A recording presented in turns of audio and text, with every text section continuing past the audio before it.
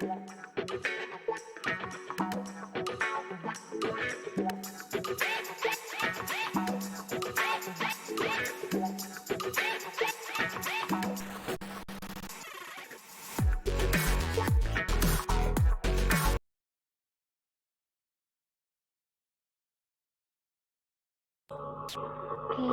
Assalamualaikum warahmatullahi wabarakatuh, and good evening everyone. Thank you for attending the press conference regarding the complete chronology of the street crime cases along Jalan Gundung Kuning, Kota Gede, Yogyakarta City, which killed a student.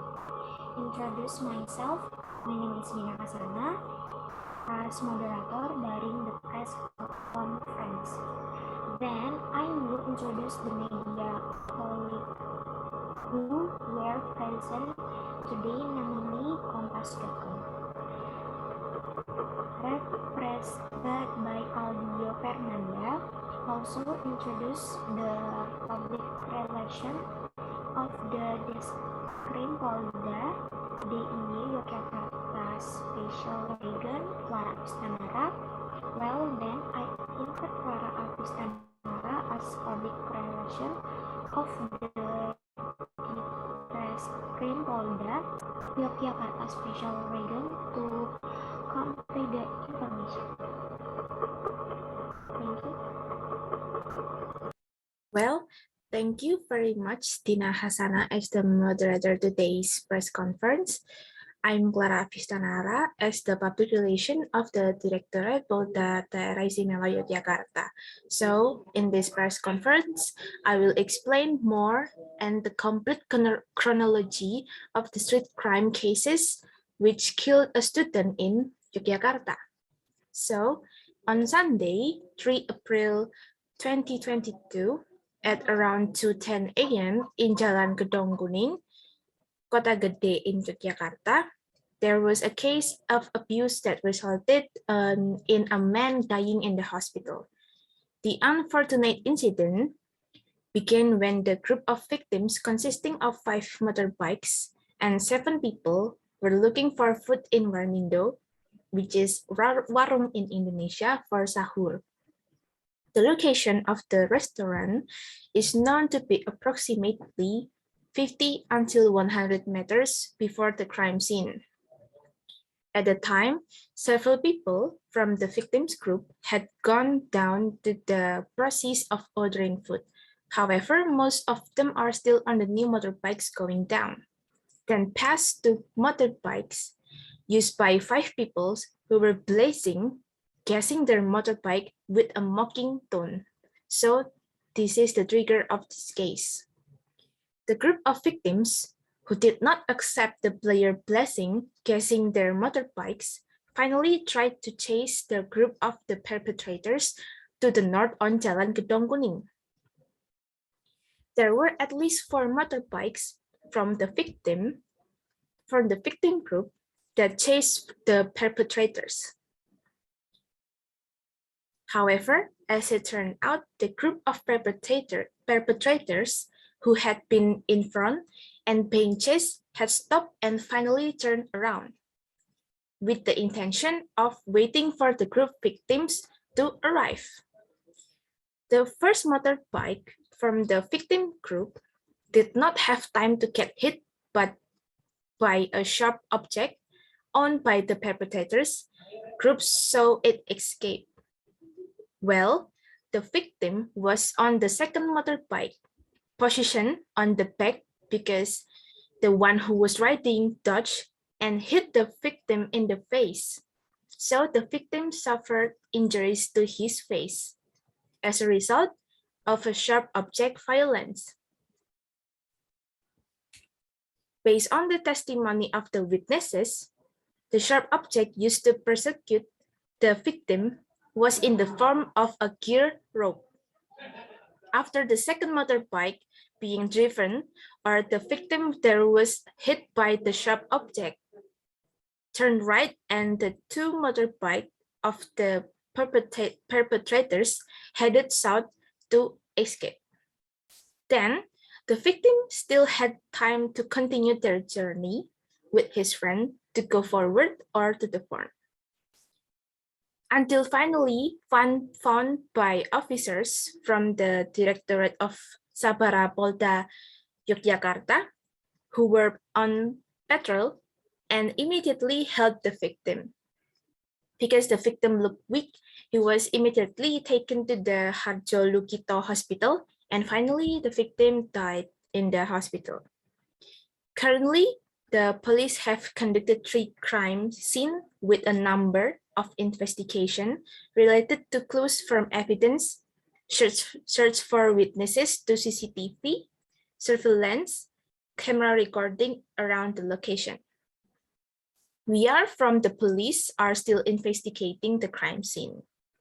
We continue to do it many times to look for more witnesses other than the people involved.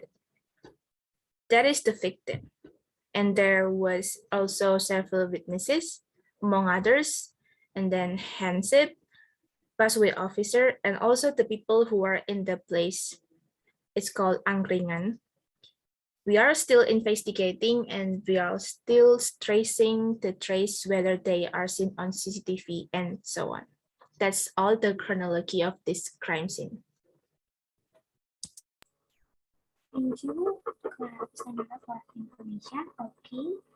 Next is Q&A session. Please ask questions that are relevant to the discussion.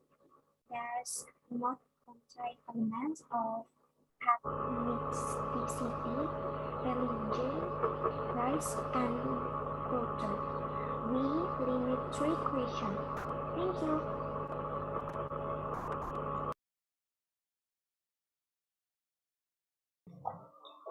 Well, we from Kompas.com would like to ask, what are the follow-up actions after the perpetrator has been arrested?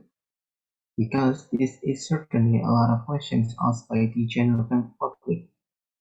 Thank you very much. Thank you, media partner Aldio. Well, welcome to the Radio Police Public Relations to answer the question. Okay, thanks for the question from Kompas.com Media Partners. So this street crime is accompanied by a crime such as murder or mistreatment that result in the victim deaths can be charged with the article from 338 of the Criminal Code on murder and 354 of the Criminal Code on persecution, which result in the victim's death. According to this article, the perpetrators face a sentence of 15 years in prison.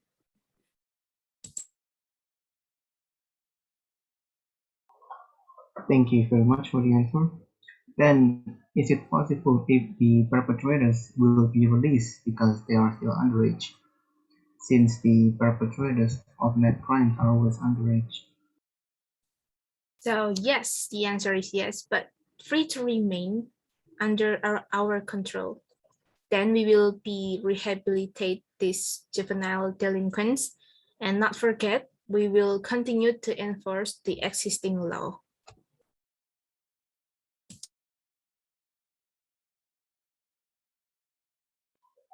So, one last question.